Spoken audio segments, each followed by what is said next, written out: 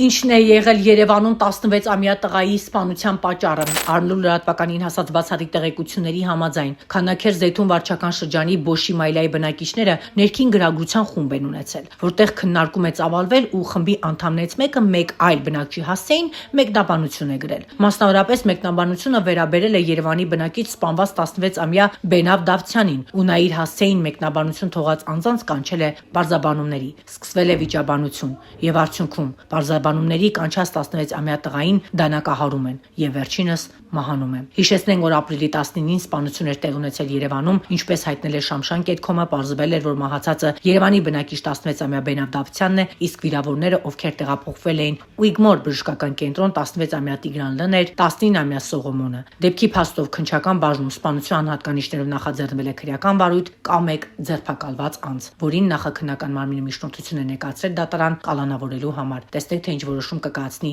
դատարանը։ Ի դեպ նշենք, որ ոստիկանության ցուցումով Բոշի Մայլայի հատվածում կոնկրետ ոստիկանությունը ուժեղացված հսկողություն է իրականացնում սպանվածի եւ սպանություն կատարող անձի բնակության հասցներում հնարավոր վենդետան կանխելու նպատակով։